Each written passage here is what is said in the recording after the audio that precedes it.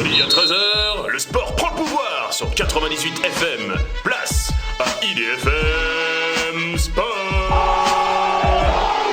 Le stade de la route de Lorient-Ferré. Non, m'écoute pas. C'est Manu qui a dit ça. But! Oh, le but exceptionnel encore une fois! Pedro Miguel Barletta! Nanterre, un club qui était en dernière division de département il y a quelques années, qui est champion de France. Donc affaire à suivre, tout simplement, affaire à suivre. Allez à nous, celle-là.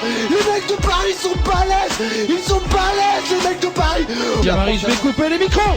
Attention. Oui, pour Ribéry qui va arriver devant Casillas. Vas-y mon petit. Quand tu fais un tournoi, peu importe, t'en veux aller jusqu'au bout. Les supportristes ont renoncé à faire du shopping ce samedi après-midi pour venir encourager les Parisiens sont heureuses. Oui, vraiment. Il n'y a rien qui ressemble plus à un Coréen qu'un autre Coréen. Ah oui, génial. Mecs, ils sont quand même Dernier. au fond du fait-tout, voilà. Allez mon petit bonhomme! Oui,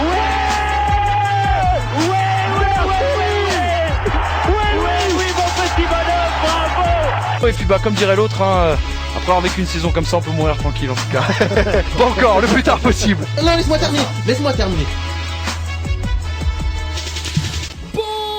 Bonjour à tous ces amis, bienvenue sur la planète sport, la planète IDFM Sport sur votre fréquence préférée, IDFM Radio Anguin 98 FM, 13h, 14h.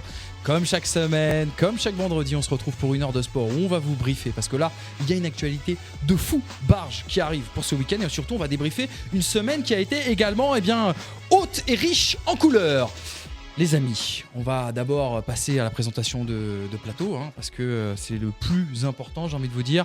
Monsieur Linden Lutello est avec nous. Salut Linden. Excuse-moi, désolé. J'étais boycotté. Salut sûr. Manu, salut l'équipe.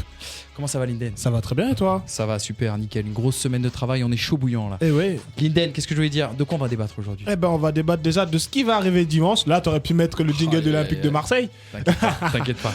Alors tu m'entends ? Ouais, je t'entends bien. Ok, très bien. Oui, donc on va parler de OM-PSG. Donc d'un côté il y en a un qui a mis 3-0 et de l'autre côté il y en a un qui a pris 3-0. Alors qu'est-ce que ça va donner ? Quelles sont les dernières tendances ? On va voir.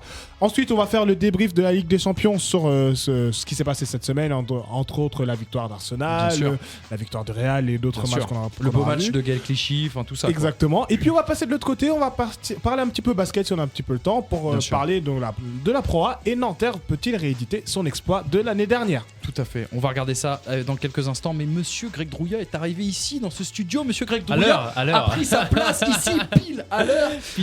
Salut Greg, comment ça va ? Salut à tous, très bien. Ça a été la semaine un petit peu Tranquille. De quoi on va Beaucoup parler de dans monde les sur la infos. route, mais C'est les départs en vacances. non, comme tu l'as dit en présentation, gros week-end de sport avec du cheval, pas mal de cheval parce qu'on a les plus grands événements sportifs dans le monde hippique. Donc voilà, on va en parler un petit peu dans le journal. Et ça va plaire à Eddie Amari qui sait que Greg Drouillat s'intéresse à tous les sports. Greg est vraiment sur tous les sports. Eddie, un coup de Salut gueule Manu, aujourd'hui. bonjour Déjà, à tous. bonjour, excuse-moi, j'ai été super mal poli. Ah bah oui, quand même. Quelle impolitesse. Monsieur top 8. Comme la semaine dernière. Ou monsieur 100 000 vues sur YouTube.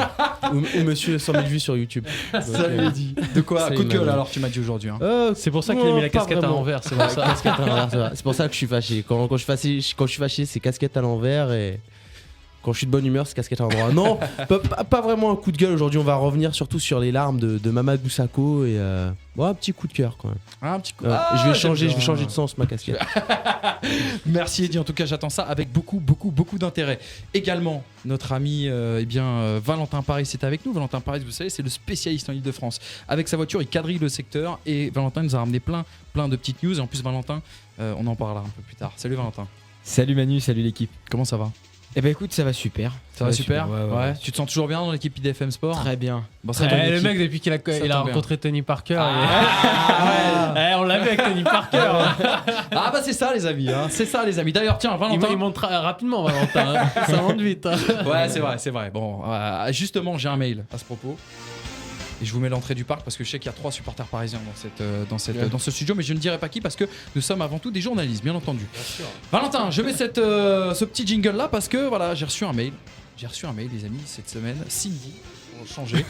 Cindy qui nous dit vous avez charrié Eddie Amari la semaine dernière, vous avez charrié Greg Drouillat à 2 reprises, Linden Lutello est peut-être celui qui en a pris le plus dans la tronche, mais aucun mot sur monsieur Valentin Paris. Je suis très sage. Voilà, alors bon, on va te donner la prime du début. Là, c'est quoi? C'est la 4e émission, 3e émission, 4e. Voilà. Ce qu'on va dire, c'est que la semaine prochaine, promis, ma chère Cindy, là, il a encore un dernier joker. La semaine prochaine, ce sera pour lui. Tout le monde a des admiratrices sauf nous, quoi. Vous allez voir. Il y a Cindy, il y a Jennifer.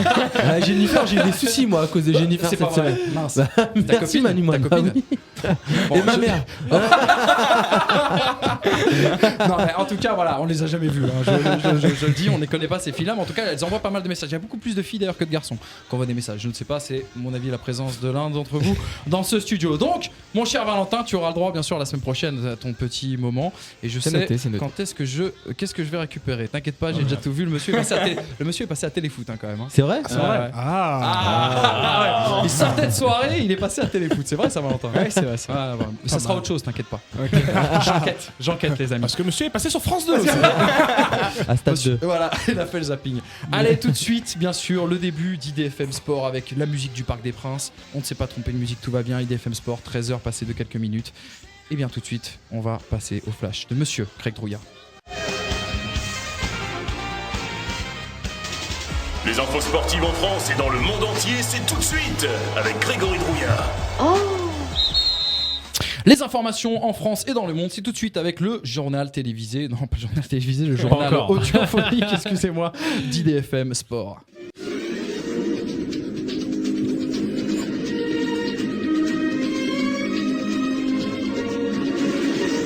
Et on commence bien sûr avec du football, l'équipe de France et la Ligue 1, Greg. Yes, juste rapidement revenir sur les résultats d'Europa League parce que c'est vraiment la cata. Ouais. On parlait de Bordeaux la semaine dernière. Bordeaux s'est incliné hier soir contre le Maccabi Tel Aviv 2 buts à 1. Ça c'était beau. C'est une catastrophe, Bordeaux. C'est vraiment une catastrophe. Ouais.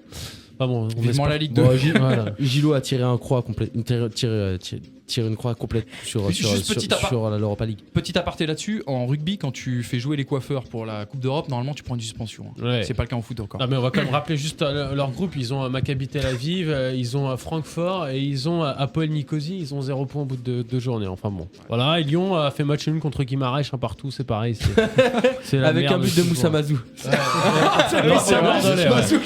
L'ancien bordelais, l'ancien monégasque. Ouais. Waouh. Enfin voilà, donc on va revenir à des choses un petit peu plus sérieuses. Ce soir, la Ligue 1 portugais. Ouais, voilà, Guimarães, qui joue avec normalement le Marseille du championnat portugais, m'a-t-on dit. Exactement. Avec Chris Malonga qui joue à Guimarães. C'est vrai, exactement.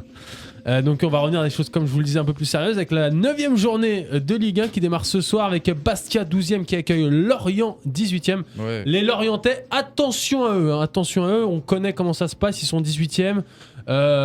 Ça perd un match, ça perd 2 matchs. C'est à Lorient, hein, c'est ça en plus. C'est à Bastia. Bon, Attention à Lorient parce qu'ils peuvent rapidement plonger. Demain à 17h, gros match. Monaco, le leader qui accueille Saint-Etienne 7e. À 20h, on aura le droit notamment à Lille 4e qui accueille Ajaccio 16e. Toulouse 14e qui accueille Nice 5e ou encore le derby breton. On en a pas mal cette année. Guingamp 15e qui accueille Rennes 8e. Dimanche à 14h, Montpellier 11e accueille Lyon 9e. À 17h, Bordeaux, on en parlait juste avant, 17e qui accueille Sochaux, 19e. Il faudra mieux le gagner celui-là contre Sochaux, pareil, un club qui est relégable. Et enfin, à 21h, Marseille PSG, bien sûr, on en reparle tout à l'heure dans les débats. Et oui. Un petit mot d'équipe de France, puisque Didier Deschamps a annoncé sa liste pour les 2 matchs contre l'Australie et la Finlande, avec le retour en défense de Mamadou Sakho et Raphaël Varane. Au milieu, Cabaye qui revient également. Et puis en attaque, Loïc Rémy fait son retour. Une petite surprise quand même, Sakho, je croyais pas qu'il allait revenir parce que moi aussi, je pensais pas Rémy aussi. Bah Rémy a mis 3 buts en 2 matchs, pourquoi pas. Ouais, mais Sakho, je comprends pas trop. Peut-être pour le faire jouer sur un côté. Peut-être pour le faire jouer sur un côté. Sachant qu'on a Mangala, ouais, mais quand on voit, il y a Evra et Clichy, donc je pense pas que c'est pour un côté. Adil Rami n'a pas été sélectionné. Non, c'est pour ça. Ouais, mais il y avait Mangala qui était dans les listes, Mangala qui est titulaire à Porto, c'est bizarre, moi je trouve ça bizarre. Par rapport à compatibilité pied gauche autre. Mais moi j'ai une autre incompréhension par rapport à cette liste, c'est quand même l'absence de Ben Arfa, parce que Ben Arfa il a fait quand même son 5e mea culpa. Non, c'est vrai. Normalement à chaque mea culpa, il y a un retour de Ben Arfa. Cette fois-ci, il n'y a pas eu de retour de Ben Non, Arfa. mais Donc, s'il est je bon, il comprends devrait pas. être là parce que c'est sûr qu'il a le niveau pour jouer en équipe de France. Je pense qu'il doit refaire juste un autre mais à franchement, moi j'ai vu son match. Trop intermittent. J'ai vu son match de lundi soir.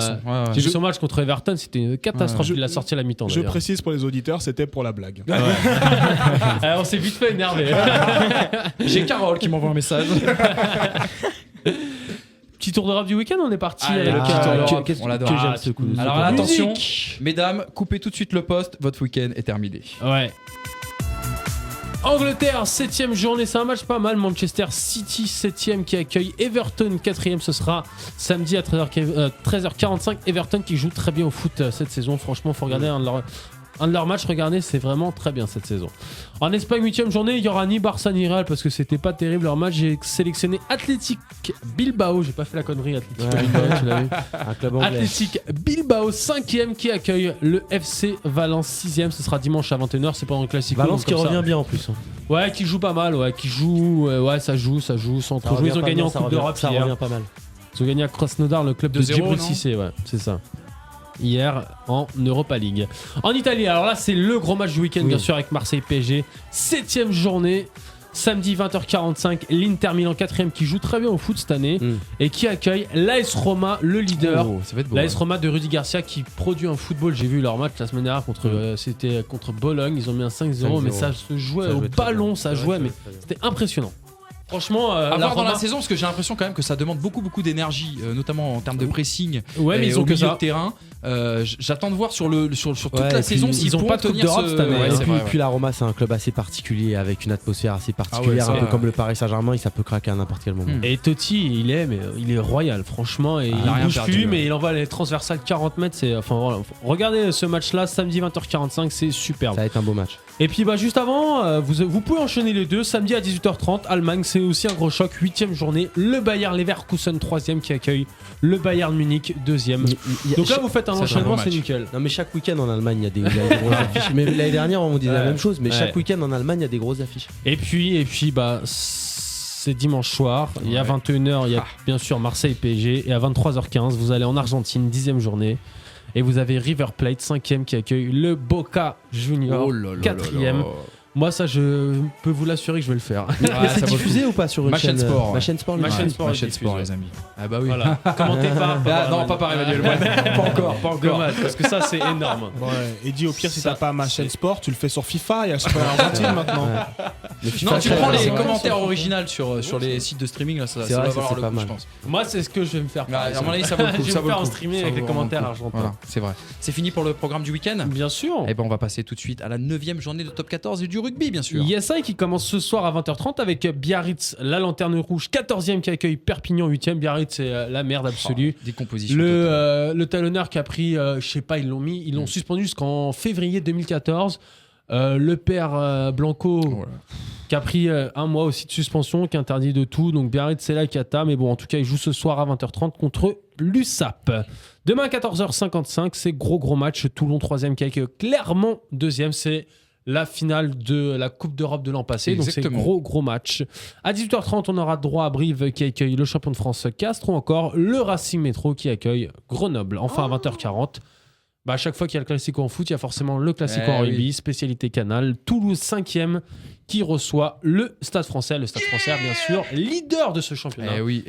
Ça me fait plaisir de le dire parce que ça faisait un petit moment. C'est un peu notre club de cœur. On préfère le Stade Français au Métro Racing ici. Je parle pour toi, Greg. Oui, bien sûr, moi je le préfère. Ouais. C'est le club de notre enfance. Ça fait longtemps, voilà, exactement.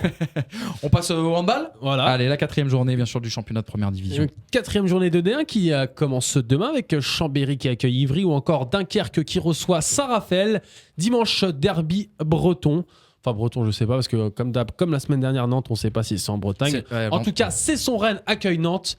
L'année dernière, les Nantais ont gagné au foot. On va voir, c'est la revanche ce week-end en handball. Nîmes accueille Toulouse. Et puis, bien sûr, le choc PSG Montpellier, 16h15 à suivre sur Canal. Ce sera dimanche. Allez, un petit mot, excuse-moi, de Pro A, bien sûr, puisque le championnat de France reprend ce week-end, les amis. Avec la première rencontre ce soir, le Paris Levallois accueille Le Mans. Le Paris Levallois avec son nouveau coach Grégor Beugnot. Demain, Cholet accueille Dijon. Gravelines reçoit Rouen. Lundi, un choc des années 90, parce que c'est plus un choc maintenant. Antibes qui accueille Limoges, étaient des clubs phares dans les années 90, champions de France les deux dans les années 90. Eh ben, les deux se retrouvent en Pro A. Ça fait plaisir de revoir Antibes en Pro A. Enfin, mardi, le champion de France Nanterre se déplace à Nancy. Enfin, L'Asvel reçoit Strasbourg. Un petit match, enfin Strasbourg, Asvel-Strasbourg, Tony Parker, vice-président de l'Asvel, qui reçoit Strasbourg, le coach entraîné par Vincent Collet, tout à fait. le coach de l'équipe de France. Allez, on va écouter tout de suite le reste de l'actualité en France et autour du monde et surtout un grand cocorico, les amis. Cocorico en WRC, puisque Sébastien Ogier est devenu champion du monde de rallye hier. Ouais, les mecs. Et ça se passe bien sûr en France, ouais. voilà, en Alsace. Donc il est devenu champion du monde puisque le Belge Neuville n'a pas gagné le scratch hier soir. Exactement. Donc voilà, il est champion du monde avant de courir ce rallye-là.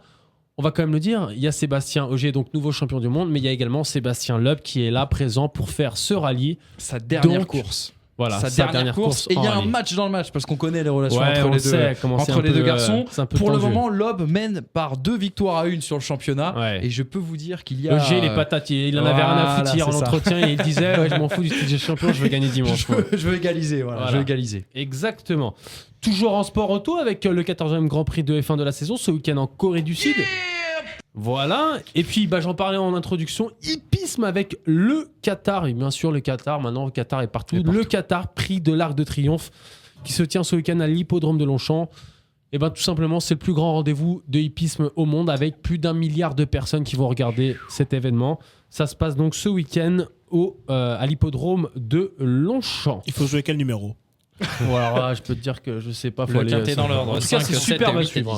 Voilà. Mais en tout cas, c'est cool. Si vous avez l'occasion d'aller sur un hippodrome, c'est super cool à suivre des courses de hippisme. Avant, c'était pas le Grand Prix de l'Amérique? Si. Non, c'est différent. Oui. C'est différent. C'est différent. Ouais, c'est le Grand Prix de l'Arc de Triomphe, je crois. Non, il y a l'Arc de Triomphe et après il y a le Grand Prix d'Amérique. Ah oui, d'accord. Voilà. Ouais. On est d'accord, pardon. Je confonds.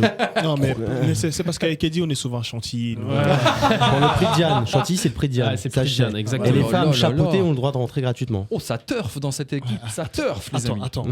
On aura en tout cas probablement Sir Alex Ferguson qui sera présent à Longchamp. On le sait qu'il y a toujours des chevaux qui courent. Bon, on sera là nous aussi alors. Voilà.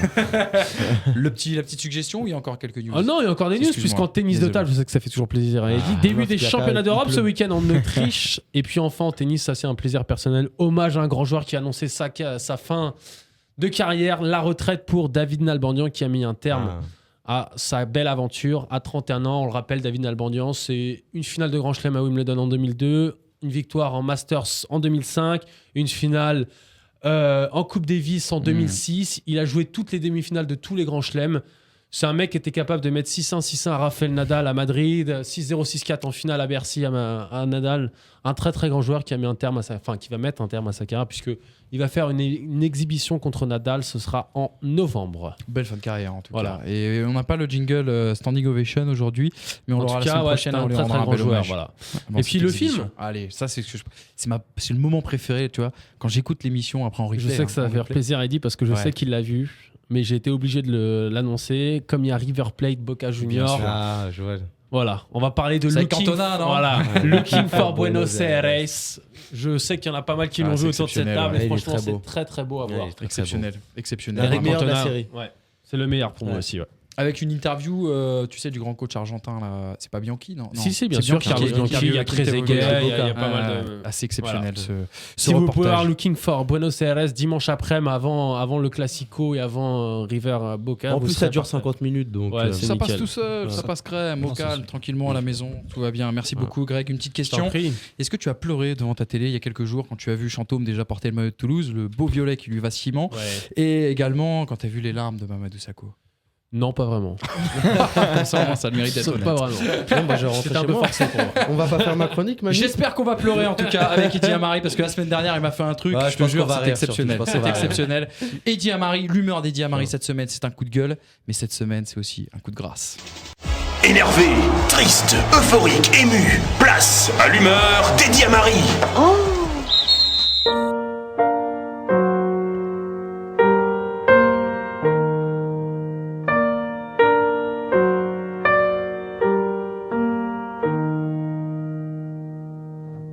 Non, c'est pas un déchirement. C'est sûr que c'est toujours un peu compliqué parce que j'ai joué que là-bas. Ça faisait 13 ans que j'étais dans ce club. Mais bon, après, le plus important, c'est ma carrière. Donc, de retrouver du temps de jeu, du plaisir sur le terrain. Et choses que j'avais plus à Paris, donc voilà. Quand j'étais jeune, j'étais tout en haut là-bas dans la tribune, je regardais les anciens du PSG. Ensuite, j'ai fait toute ma formation. Avec fierté, j'ai foulé cette pelouse au Parc des Princes. Et voilà, aujourd'hui, c'est une nouvelle page qui se tourne pour moi. En tout cas, j'ai tout donné pour ce club. Vraiment avec le cœur. Et c'est vraiment ma ville. Je suis chez moi à Paris. Je souhaite le meilleur pour ce club. Et j'espère que Paris sera grand. Et j'ai juste une phrase à dire.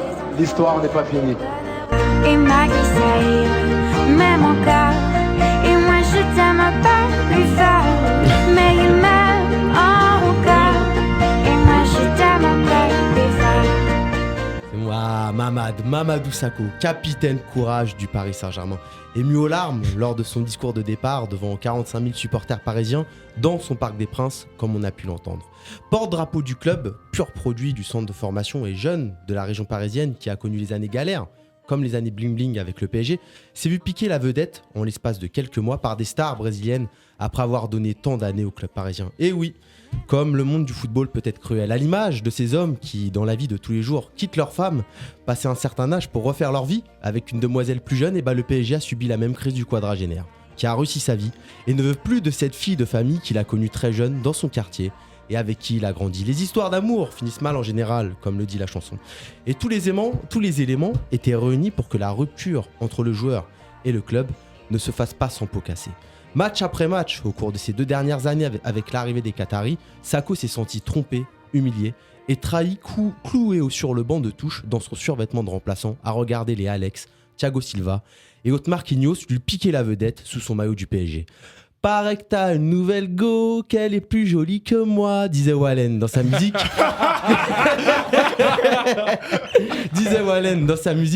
Qu'est-ce que je suis supposé faire ? Et oui, qu'est-ce que je suis supposé faire a dû se répéter Mamadou Sakho pendant des semaines en regardant son Paris Saint-Germain, avoir que Dieu pour ces nouvelles belles stars brésiliennes. 2 choix se présentaient donc à lui. Rester ici, avoir son amour de jeunesse le tromper ouvertement, ou partir, le buste droit, la tête haute pour rejoindre les bras d'un autre club. Et Mamadou est parti, en laissant derrière lui une belle déclaration d'amour au club, avouant à demi-mot que leur relation particulière s'apparente plus à une pause qu'à une rupture. Car nous espérons tous, secrètement, voir Mamadou Sakho revenir à Paris dans quelques années, encore plus beau et encore plus fort qu'il est aujourd'hui, prendre le micro du Parc des Princes et nous chanter « J'ai essayé de t'oublier avec un autre, le temps ne semble pas gommer tes fautes. Je sais mais rien n'y fait, je ne peux pas, je ne sais pas, je n'y arrive pas, je ne l'aime pas comme toi. »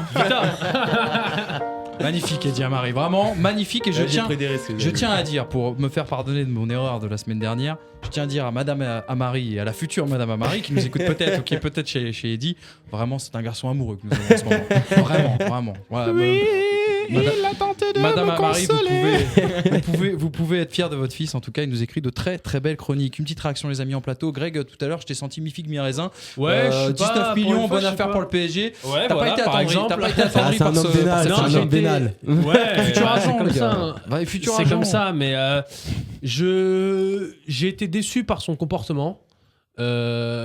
Direct, il y a eu de la concurrence. T'as eu 3 défenseurs centraux. Il a voulu partir. Moi, ça m'a énormément déçu. Après, c'est purement sportif. C'est vrai que c'est vrai que j'ai dit 19 millions, mais c'est vrai que c'était un bel hommage. J'ai surtout bien aimé le Parc à chanter Sakho. Ouais, ça, c'est vrai que c'est un ancien du club. En tant que supporter, c'est sûr que j'aurais aimé qu'il reste.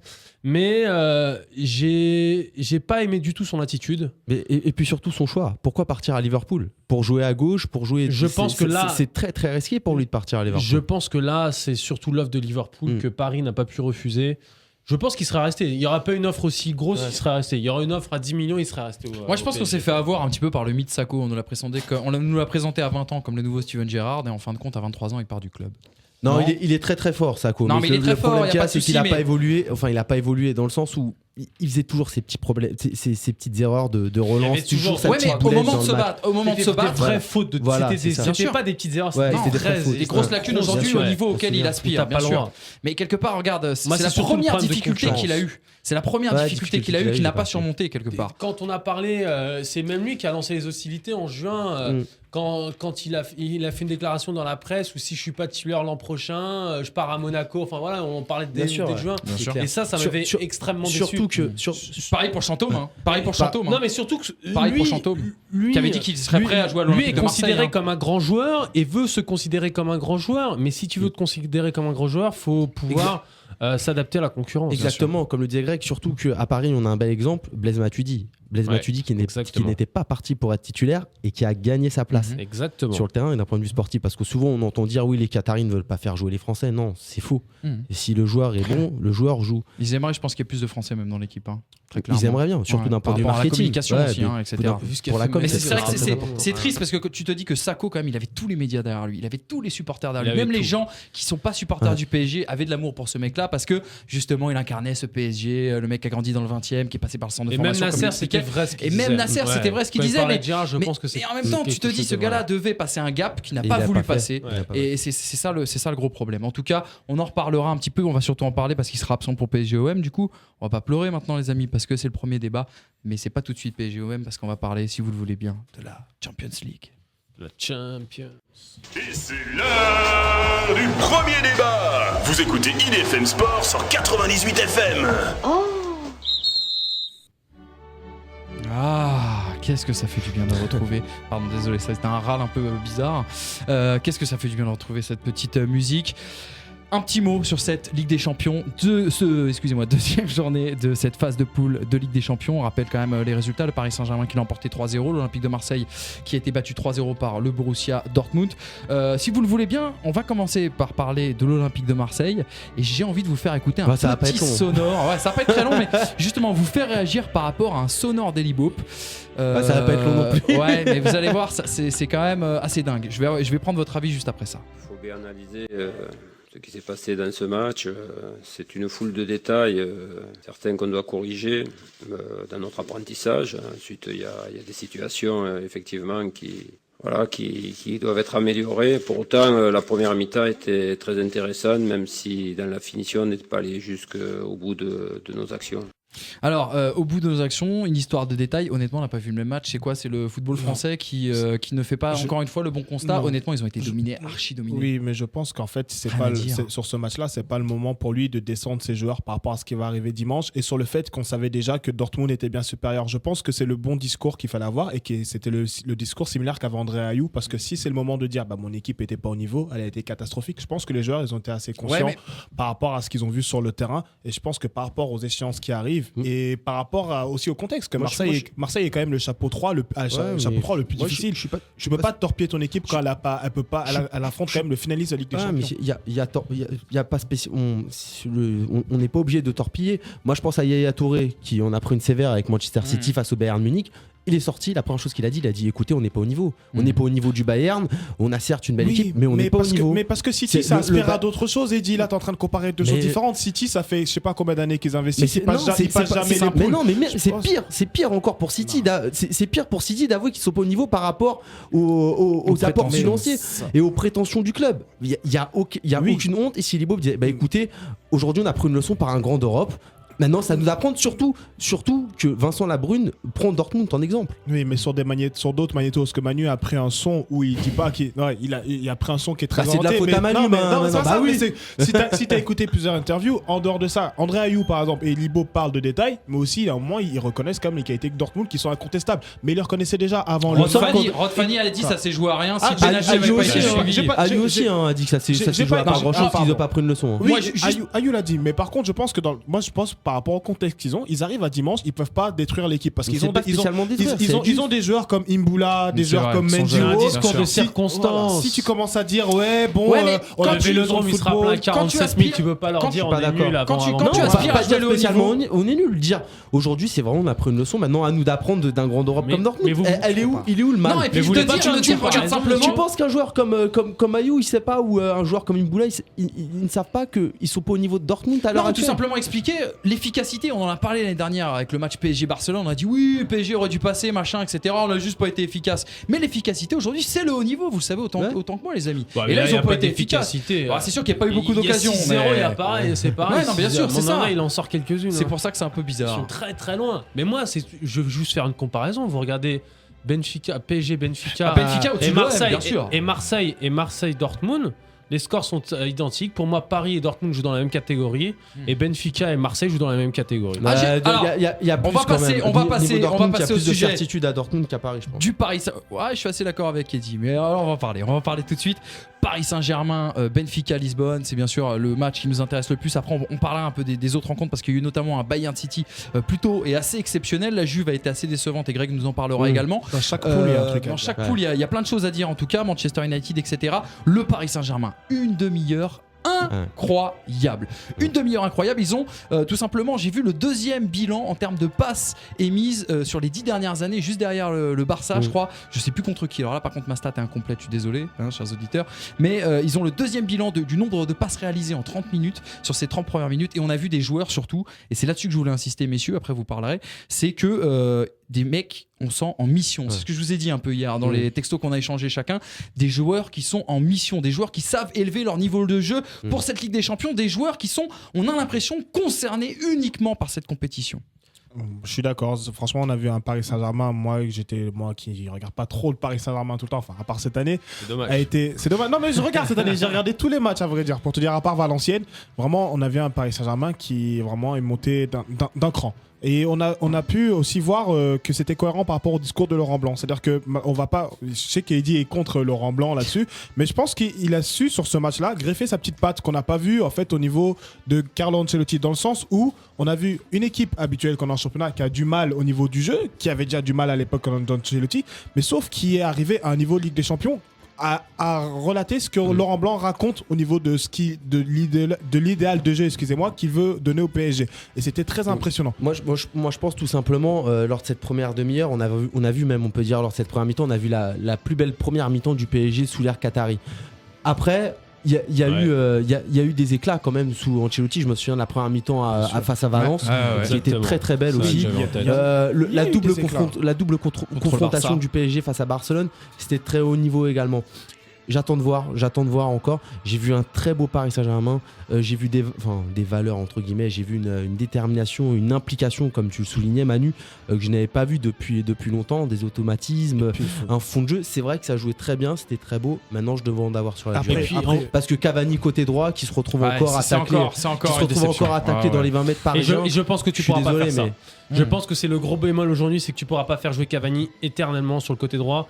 Je pense, lui, enfin moi, de ce que j'ai vu, il manque de jus dans la surface. Il manque de jus, mais je sens qu'il en a déjà marre. Tu le sens à la fin qu'il commence à râler. À la fin du match, il a 2-3 occasions, mais il manque de jus, mec. Il peut plus. Il peut pas. Il passe son temps à défendre sur le côté droit. Simple question tactique. Pourquoi pas changer, en fait, mettre Zlatan sur ce côté droit, Zlatan qui est beaucoup plus. Non, mais dans le sens où il est bien dézonné dans l'axe. Pourquoi quand je dis côté droit, parce que côté droit, c'est un faux côté droit. C'est-à-dire que même Cavani, aujourd'hui, Cavani ne fait même pas côté droit. Et moi, j'ai vu des actions où Zlatan, il défend pas mal. Mais il y a des actions offensivement, excuse-moi, Eddy, où Zlatan était à droite et Cavani dans l'axe, et ça marchait tout aussi bien, parce que Zlatan aujourd'hui gauche, droite, axe, c'est pareil pour lui. Alors si on peut consoler Cavani en lui disant bah tu vas aller dans l'axe et Zlatan va tourner, même Zlatan il joue seul attaquant devant, mais il joue même pas neuf. Non, il joue presque 10. Il décroche énormément et après il distribue. Des fois il se retrouve même 7, je l'ai vu défendre, je l'ai vu. Alors pourquoi pas, pour faire plaisir à tout le monde, bah on dit sur le papier Cavani était neuf et Zlatan était sur à droite, sachant que sur le camp de l'oreille il dit bah Zlatan tu joues comme d'habitude. Zlatan il est en position libre, jamais il le mettra sur un côté.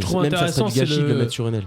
C'est le discours de Laurent Blanc qui lui aussi maintenant le concède et il le reconnaît publiquement, qu'il sait que ça va être un problème, que Cavani joue à droite, ça peut pas être éternel. Il l'a dit, je l'ai entendu, et j'ai trouvé ça très intéressant dans son discours.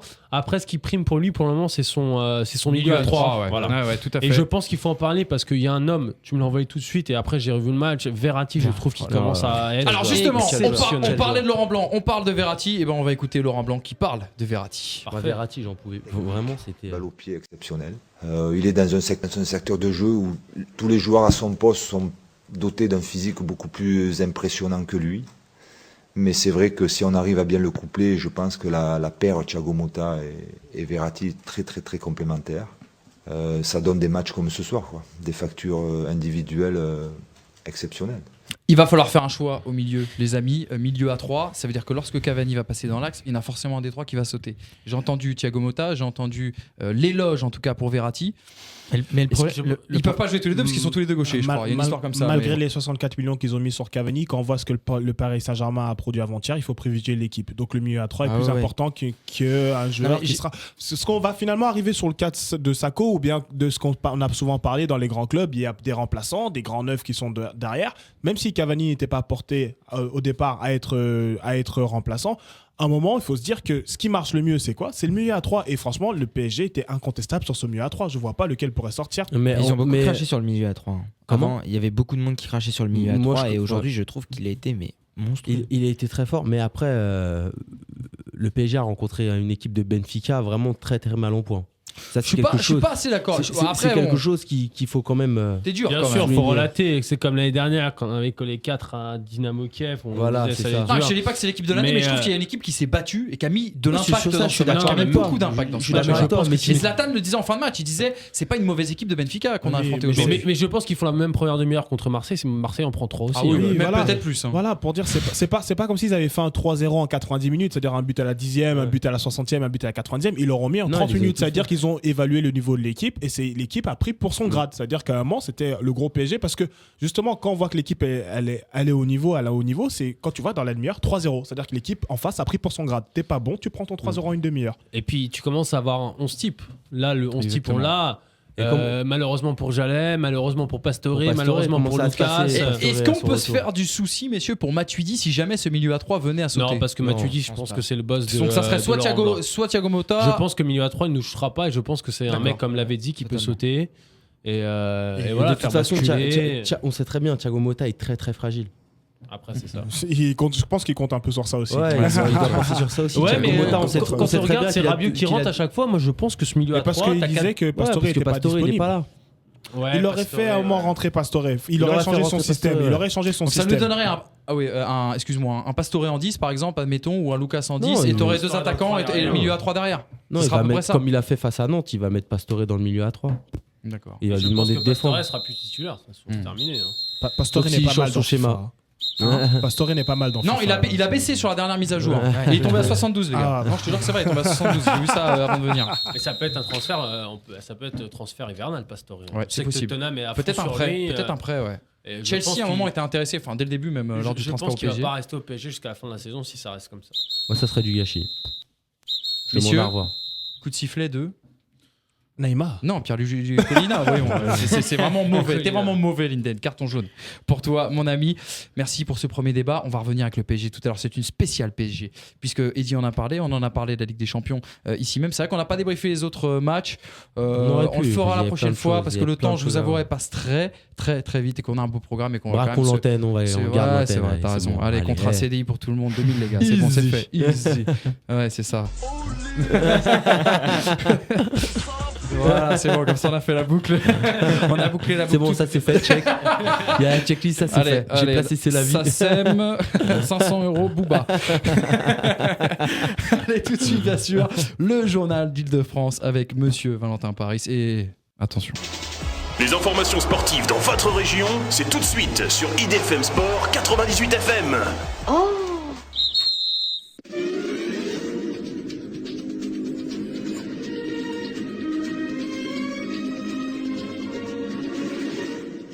Les informations sportives dans votre région avec Valentin Paris et on commence bien sûr avec du football et le championnat national qui nous tient tellement à cœur, Valentin.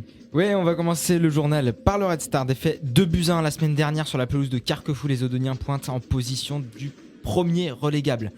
Malgré les grosses ambitions, le club du 93 n'a engagé que 6 points sur 24 possibles. Ça sent l'alerte rouge. Ce soir, pour le compte de la 9e journée de National, force de constater que le Red Star devra s'imposer obligatoirement dans son autre Bauer face à Colmar, lui aussi en très très grosse difficulté. Ça sent le gros match et le match piège pour l'équipe qui va subir la défaite. Ouais. Toi qui es un journaliste renseigné, qu'est-ce qui se passe apparemment, il y a quelques rumeurs qui ont fait entraîneurs. Là, ça va être très très chaud. Celui qui perd, normalement, saute. C'est à peu près ça. D'ailleurs, juste une question. Où est-ce qu'on peut retrouver ce match ? Visieux Foot, je crois. Non, celui-là non, pardon, excuse-moi, on a plus les Foot droits. national. Et c'est commenté par qui?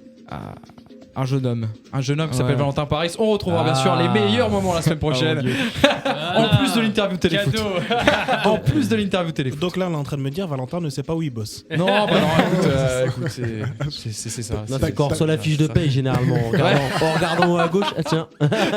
Et on regarde surtout en bas à droite. D'abord, plus qu'en haut à gauche. Taquinerie. Le Paris FC, Valentin. Ouais, le Paris FC, il redescend de son petit nuage. 2 défaites consécutives, 3-0 à Vannes, 1-0 à Ajaccio, 4 buts encaissés et aucun inscrit. Les Parisiens, ils sont en train de baisser le pied depuis quelques semaines alors qu'ils avaient imposé un rythme infernal durant les 6 premières journées. Ce soir, ils pourront se relancer face à Luçon, toujours à la recherche de leur premier succès.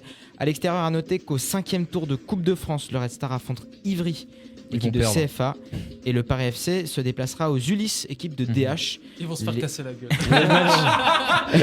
Après Mantes-la-Jolie. Les matchs auront lieu le 12 et le 13 octobre prochain. On va faire un petit point sur la situation de l'Entente Sannois-Saint-Gratien en CFA. Compliqué. Les Valdoisiens sont dans une très mauvaise spirale. Une défaite en championnat face à Mantes et surtout la grosse désillusion, la défaite au 4e tour de Coupe de France face à Sainte-Geneviève, équipe de CFA2. Ils devront se relancer face à Drancy, bon dernier de la poule. Et le retour donc du basket ce week-end en N1 masculine, donc ça équivaut à la 3e division nationale. L'équipe de Cergy-Pontoise encore, eux, ont pris pour leur grade pour leur premier match en N1. Ils ont été surpris à Chartres 78-63. Les Cergy-Pontins reçoivent demain soir, Blois au 3e millénaire. Et puis donc tous les résultats du week-end en rugby, le cauchemar continue pour le Stade de Montois. Défaite la semaine dernière au Stade des Fauvettes, 28-33 face à Gennevilliers. La seule maigre consolation, c'est le point de bonus défensif. Les Valdoisiens, bon dernier du championnat, auront une semaine pour se remettre de les idées en place, avant de recevoir Rouen dimanche 13 octobre. Et puis Allez Daumont au passage, excuse-moi, désolé. Pas de soucis. Votre orgie de résultats de hand du week-end dernier, les filles de Cergy-Pontoise enchaînent une 3e défaite de rang à l'extérieur en Alsace, 29-27 face au promu Aschenheim. On va se pendre avec ce genre. Inquiétante série noire pour les Tigresses. On est nuls en fait en Val qui pointent à la 9e place du championnat. Elles pourront se racheter à Montigny-le-Bretonneux en Coupe de France ce week-end. Chez les hommes en National 1, début de saison parfait pour les Diables Rouges de Saint-Gratien. Leader de leur poule 3, ils s'imposent à Sémur-en-Auxois 25-23. A contrario de Saint-Ouen-l'Aumône, lanterne rouge de la poule 1, avec une 2e défaite en 2 matchs face à Caen, 28-27. Pas de match de championnat ce week-end. Il n'y a pas intérêt, parce que tout ce que tu nous annonces, on préfère un petit repos. Ils ont gagné au moins au foot ou pas? Depuis la montée en PH, ils n'ont pas gagné un match. Voilà, très difficile. En fait, faut pas venir faire du sport dans le Val d'Oise. Faites tout ce que vous voulez, pas du sport. Très difficile. Le mardi, c'est les baskets, ça court. Très difficile. Mais bien sûr, il y a la Ligue des Champions du tennis de table, les amis, qui va bientôt revenir. Alors attention, on va avoir des bonnes nouvelles à voir. Il va pleuvoir dehors, où est-ce qu'ils vont jouer? C'est pas possible. Ils ont une salle qui est pas mal. Elle est belle, la salle. Ils ont une salle. Non, je rigole, Elle est très très belle. Non, mais tu fais comment pour placer le barbecue dans le gymnase? Ils ont une salle. Tu fais comment? Je sais pas. Surtout le distributeur Oasis apparemment dans le. Non, dans tu la peux le mettre maintenant, des les barbecues. Quoi? Ouais, électrique, quoi, tu me diras. Au gaz. L'hiver, tu vois. C'est quoi cette émission? Ouais, bref. Ouais. Merci beaucoup pour ce super journal, Valentin. C'était super. Les nouvelles en Ile-de-France, elles sont pas très bonnes, mais avec ton ton et ta chaleur, en tout cas, ça nous a réchauffé le cœur. Tout de suite, on passe à la suite. La suite, c'est Charlotte Laroche qui nous fait une petite chronique féminine sur la gymnastique, les champions du monde de gymnastique. Et c'est un coup de gueule. C'est un coup de gueule contre les femmes. À tout de suite. Tu sais ce qu'il a? Bonjour à tous. Alors aujourd'hui, j'ai décidé de vous faire une petite confidence. Oui, je suis passionnée de gymnastique. Alors j'aurais pu vous dire que je suis passionnée d'aviron, de canoë-kayak ou de ping-pong. Ça aurait certainement eu le même effet sur vous. Mais non, moi, c'est la gymnastique. Mais alors, je suis peut-être passionnée, mais je suis tout de même réaliste. Et en ces périodes de mondiaux qui se déroulent à Anvers, en Belgique, depuis lundi, j'ai besoin de pousser un petit coup de gueule, de dire vraiment ce que j'ai sur le cœur. Parce que voyez-vous, les Françaises n'auront fait qu'un bref passage sur ces mondiaux. Seules 2 Françaises étaient engagées, oui, seulement 2. Il s'agit de Valentine Sabatou et Mira Boumej-Magène, mais toutes les 2 ont été éliminées dès les qualifications. Une grosse déception surtout pour Valentine Sabatou, en qui je fondais beaucoup d'espoir. Mais la Landaise a perdu toute chance d'accéder en finale dès son premier agrès, puisqu'elle a eu la note de 0 en saut de cheval. 0, oui. Alors aujourd'hui, je peux dire que je suis déçue, car quand j'y pense, quel gymnaste m'a fait rêver depuis quelques années? Quelle féminine m'a fait rêver? Personne.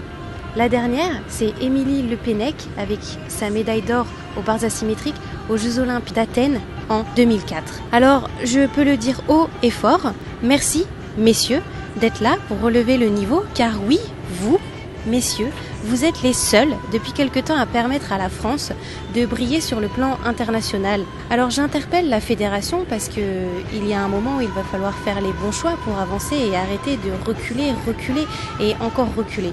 Alors certes, certaines mesures ont été prises avec le changement prochain de l'entraîneur national, mais j'espère que la fédération va faire en sorte de faire vraiment évoluer les choses. En attendant, moi, je vais continuer de regarder les mondiaux et soutenir la France grâce à 3 garçons, Samir Aït Saïd, Arnaud Willig et Dani Rodriguez. Eux ont réussi à décrocher une place en finale. Eux ont un mental d'acier. Alors par pitié, mesdemoiselles, ressaisissez-vous. Et ça me fait mal au cœur de le dire, mais je vais quand même le dire. N'hésitez pas à vous inspirer des Américaines qui, elles, ont une chose que vous n'avez pas, c'est la culture de la gagne. Où sont les femmes? Bien sûr, où sont les femmes, les amis? Et ben voilà, belle chronique en tout cas de Charlotte Laroche. Fallait parler un petit peu de championnat du monde de gymnastique. Elle a bien taclé les femmes quand même. Ouais, là, elle y a l'effort. J'espère qu'on n'aura pas de problème. Merci Charlotte en tout cas, et on te fait un gros bisou. Allez, le deuxième débat, Paris Saint-Germain, Olympique de Marseille. On en parle tout de suite parce que c'est ce week-end, c'est dimanche. Et on attend ce match depuis longtemps. Toujours plus de sport, toujours plus de débats sur IDFM Sport 98 FM. C'est maintenant un petit peu plus difficile, c'est clair. Pancrate, l'accélération de Pancrate, toujours Paoletta qui est bien démarqué maintenant. Pancrate l'a vu face à Frédéric Déhu. Paoletta dans la surface, la frappe. Oh le but exceptionnel encore une fois face à un Barthez maudit devant le Portugais.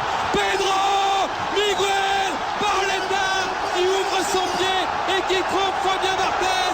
Le Paris Saint-Germain qui mène à 0 grâce à ce génial buteur qui est Paoletta. À cette période. C'était dingue. On aurait rêvé de faire ça. Eddie Amari l'a fait. Nous, on aurait rêvé de le faire. Les amis, OM-PSG, voilà, ça y est, j'y arrive. Bon OM-PSG, bien sûr, dans le bon sens, puisque ce sera au Vélodrome. On va parler un petit peu de cette rencontre, si vous le voulez bien. 25 rencontres sans défaite pour le Paris Saint-Germain, hormis bien sûr les éliminations sur tir au but ou quoi que ce soit en Coupe de la Ligue et Coupe de France la semaine passée. C'était bien sûr la stat à retenir. Oui, l'an passé, toutes mes excuses. C'est la fatigue. OM-PSG, on a entendu ce petit jingle. Est-ce que ça va être un grand match comme on l'attend, comme on en attend chaque année quelque part? Est-ce qu'on va voir, est-ce qu'on va vibrer? Et je vais donner la parole tout de suite à Léa qui. Un grand match, je sais pas, parce qu'un grand match ça se fait avec deux équipes. Non, comme je disais, un grand match, je sais pas, parce qu'un grand match ça se fait avec deux équipes au niveau, mais. Un gros match, non, mais on sait pas, ça se trouve le PSG peut passer complètement à côté de ce match. Généralement, c'est des matchs très très particuliers.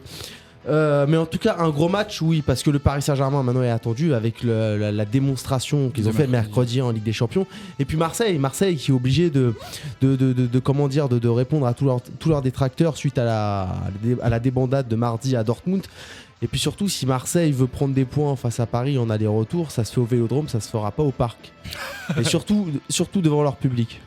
Linden. Je suis plutôt d'accord. Non, moi je pense qu'on peut s'attendre à un bon match entre ce Paris Saint-Germain et Marseille. C'est vrai que, déjà moi j'étais surpris par rapport à ce qu'il y avait l'année dernière qu'on avait vu avec le doublé de Zlatan, le doublé de Gignac, donc il y avait un combat des buteurs. Moi j'étais extrêmement surpris. Donc on a vu l'implication qu'avait Zlatan justement au niveau de ces matchs-là, que ce soit à Marseille ou à Paris. Et il ressent le domaine du Classico. Et je pense que, en plus, on en parle souvent depuis cette semaine, Zlatan se sent encore plus investi depuis la signature de son contrat. Enfin, je sais pas si c'est le hasard. Nouveau contrat. En tout cas, depuis la signature de son nouveau contrat, mais ils sont encore plus investis justement comme étant le leader du PSG. Et je pense qu'eux vont déjà vouloir aller chercher quelque chose. Et puis, quand même, Marseille, il y a de l'orgueil. Ils ont pris quand même 3-0 cette semaine. Ils ont une équipe pour jouer, en tout cas, on ne sait pas si ça va causer de difficultés à ce PSG, mais pour jouer. Et puis ils ont le stade qui sera bien rempli. Et puis bon, avec les nouvelles constructions du stade, ça peut leur aider au niveau du bruit. Ouais, donc il y a tous ces éléments-là. Et puis comme Eddy le disait, pour aller chercher des points au Parc, ça va être très difficile. Mais de l'autre côté, on a un côté Paris Saint-Germain qui a son combat parallèle avec Monaco, donc il ne doit pas perdre de points. Et puis l'Olympique de Marseille qui, malgré tout, a l'occasion de se rapprocher au classement s'ils arrivent à gratter 1-0. Donc je pense que ça sera un match où il faudra forcément chercher un résultat. Le 0-0 ne conviendra à personne. C'est très bien, les amis. Non, je veux dire, pour revenir à ce qu'a dit Zlatan, vous savez ce qu'il a dit. Vous savez toute l'équipe. Vous savez ce qu'il a dit.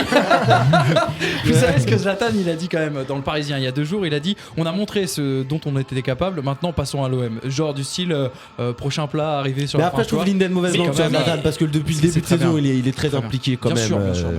Mais il a pas tort. Je l'ai dit tout à l'heure. Je pense que si Paris fait le même demi-heure contre ça va exploser. Marseille va exploser. Mais est-ce que Paris peut faire la même demi-heure parce que justement les joueurs de Marseille vont les prendre à la gorge. Il va y avoir des tacles de partout. Il va y avoir des gros tacles. Verratti vont essayer de le rendre fou. Thiago Motta pareil, ils vont lui mettre des petites semelles. Un retour au grand OM PSG alors. Pour vous, je pense que ça va être dur. Ça va être dur. Mais tu me disais ça va jouer dur. Quand je dis ça va être dur, c'est que ça va jouer dur. Mais tu me disais Eddy, hier quand on regardait le match, tu me disais la deuxième mi-temps, tu vois clairement qu'on baisse d'un cran parce qu'on prépare le PSG et que ça veut dire que c'est un grand rendez-vous dans le calendrier. On a déjà l'arbitre ou pas de la rencontre? Pas encore. Peut-être que si on n'a pas vérifié. Faute professionnelle.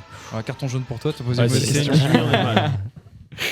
Allez, un petit pronostic, messieurs, sur ce OM PSG. Un pronostic, c'est dur à donner, c'est dur à te donner tellement les variables sont différentes. J'aime toujours, à chaque fois que je demande un pronostic, Eddy qui me fait langue de bois. Non, attends, on peut pas commencer à dire que. Surtout que c'est un match très particulier, un PSG Marseille. C'est vraiment un match très particulier. 2-0 pour Gaga. Souvenez-vous là. C'est Clément Turpin, l'arbitre. Belle info. Je retire ton carton. Très bien lui. T'as le droit de revenir la semaine prochaine. Il est très bien lui. Il a déjà pété des câbles sur des PSG Marseille. Il a pas fait PSG Marseille, il a pété un câble. Il a souvent pété un câble contre Paris d'ailleurs. Il est très bon comme arbitre. Est-ce que vous avez vu les déclarations de monsieur Gabi Heinze? Non, qu'est-ce qu'il a dit encore? Alors Gabi Heinze a raconté dans le CFC également, parce qu'il faut citer les concurrents sur Beansport, il a dit donc parler un petit peu de son attachement au maillot parisien, au maillot marseillais, etc. Il a dit quand même, enfin il a laissé entendre que Paris était quand même quelque chose de plus fort. Encore il a joué plus à Paris. Bien sûr. Il a gagné un titre avec Marseille, les gars. Désolé, on va rappeler ça, mais c'était le seul qu'on avait de bon à l'époque. Ouais, c'est vrai. Moi, no comment sur Il fait partie de cette grande caste de joueurs comme Pascal Nouma, par exemple, avoir joué dans les deux équipes. T'en as pas mal. Hein. Il y en a beaucoup, c'est vrai. Mais Heinz, quand même, c'était une sacrée trahison. Heinz, je pense que c'est le plus pire grand poignard. Fiorez, non, pas pire. Pire Fiorez. Même DU, t'en fous. Non, mais Fiorez, quand même, c'était. Moi j'ai mal au cœur. Moi j'ai mal au cœur. C'était à 31 août à 22h. Moi depuis sa simulation contre Bordeaux, je pouvais plus saquer ce mec-là. C'était fini. J'étais le premier à crier à l'hôpital quand il s'était pris un gros tac par Armand. C'est là tous. Et juste dernière question. Quand il tirait les corners au milieu des CRS. Quelle belle époque. Incitation à la haine. Non, je plaisante, bien sûr, je plaisante. Juste une dernière question, messieurs. Là, ça va être un stade Vélodrome en nouvelle configuration. Non, ça risque d'être plein. Ça va être. On va avoir une ambiance de fou. Ouais, ça va être une belle ambiance. Non, c'est bon. On veut tous regarder ce match-là. On aime tout ça. Après, on a beau dire, même si ça a perdu un peu de saveur, enfin un peu, voilà. Mais on adore regarder ce match. Ce dont vraiment j'ai peur, c'est que les Marseille axent le jeu sur le physique que sur la technique. Qui ferment un peu peut-être. Ils ont les moyens de fermer le jeu. Qui mettent des coups, surtout qui mettent des coups et qu'après on assiste à un match plus lent parce que au milieu de terrain, ils ont plus de mecs comme ça au milieu de terrain. Il y a pas un mec qui a Romao qui est un petit peu un joueur. Ouais, on n'est pas sûr qu'il joue Romao. Non, mais je trouve que c'est un joueur. Mais même un mec comme André Ayew peut mettre des semaines. Oui, il peut, mais je pense qu'il y a des joueurs mauvais esprits. Et puis on va avoir un mec comme Valbuena qui va essayer de pourrir la rencontre. Et puis Khalifa en avançante là, qui peut peut-être nous mettre un doublé. Peut-être nous mettre un doublé peut-être ce week-end. Je pense que c'est terminé Khalifa. Mais de qui tu parles? Khalifa ou Khalifa? On n'a jamais su, on n'a jamais vu. Il a dit oui. Il a dit c'est pas Khalifa, c'est Khalifa. Linden Lutello, vous avez reconnu son humour, vous allez retrouver tout de suite sa chronique Twitter, la semaine Twitter des sportifs, c'est tout de suite sur IDFM 98 FM. Et allez Paris bien sûr. Je suis pas supporter parisien, vous pouvez le dire les gars. 2-0 les amis, 2-0. Quand le sportif imite le plus grand des twittos, c'est toute la planète Buzz qui s'affole. Place à la semaine Twitter de Linden Lutello. Alors Linden justement, désolé, mais on va partir sur cette petite musique parce que c'est une spéciale PSG, je viens de m'en rendre compte en fait. Linden est supporter parisien désormais. Et voilà. Ça fait bien longtemps qu'il nous parle depuis Lyon. Pour l'OM, c'est vrai maintenant. Oui, rappelle-toi depuis son passage au journal. Qu'est-ce qu'il ne ferait pas pour un billet? Allez, Linden, ta chronique justement, parlons de billets. On va parler de Twitter. Et oui, alors en parlant de billets justement, pendant que Mimi Mati déclare toucher 250 000 € par épisode de Joséphine Ange Gardien, ou encore Carlos Tevez qui montre en photo sa cheville bien déclassée pour nous montrer qu'il reste la page, nous ici à IDFM Sport, on sait désormais d'où viennent les problèmes de Manchester United. Personne ne le sait? Non. Figurez-vous qu'ils sont touchés par une affaire Zaha. Non. Je dis bien, j'ai pas dit Zaya, Ouais, je dis Zaha. bien Zaha.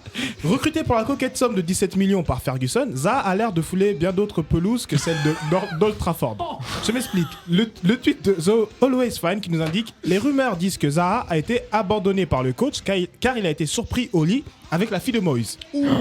Ce tweet accompagné d'une jolie photo quand même de la fille de Moïse qui laisse assez songeur. Donc elle est pas mal, hein, moi je le comprends. On va l'inviter. Donc soutien officiel à Zaha. On va lancer le hashtag soutien à Zaha. C'est un très bon joueur. On revient en France. Hier après-midi sur l'équipe 21, Didier, oui, notre ami Didier Deschamps, a laissé la liste justement pour l'équipe de France. Et cette liste, bien sûr, sans surprise. Alors, il y a une réaction sur Twitter de Tony Saint-Laurent qui a décidé de nous mettre la vraie liste de l'équipe de France de Didier Deschamps. En premier, on a tiré la gueule. En 2, pas calculer les supporters. En 3, passer la balle à Benzema. En 4, faire les barrages, c'est important. En 5, trouver les meufs sur place.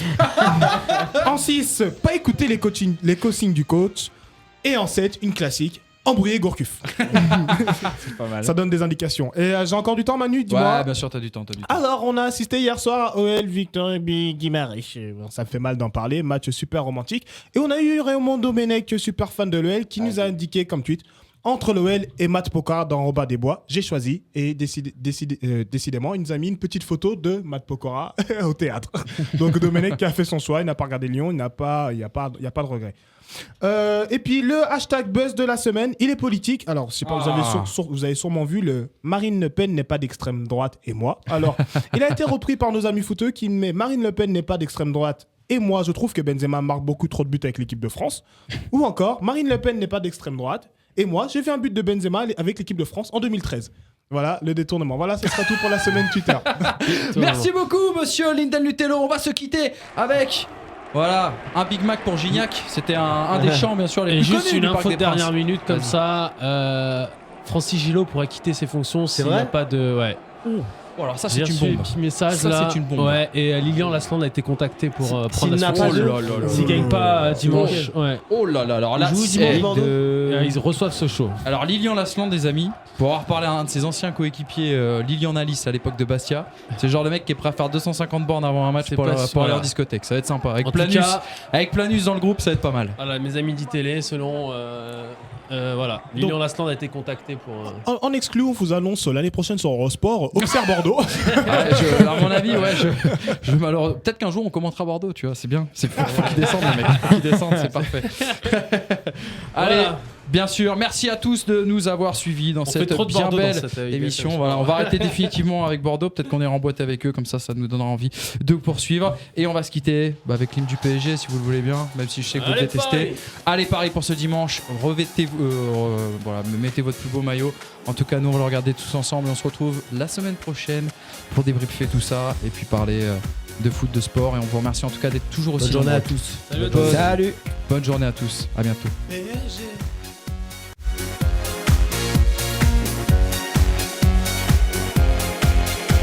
PSG, tournons-nous unis. PSG, ici c'est Paris. Tous ensemble, le cœur à jamais. Rouge et bleu, pour le PSG. Allez, Paris Saint-Germain. Allez, Paris Saint-Germain. Allez, Paris Saint-Germain. Allez,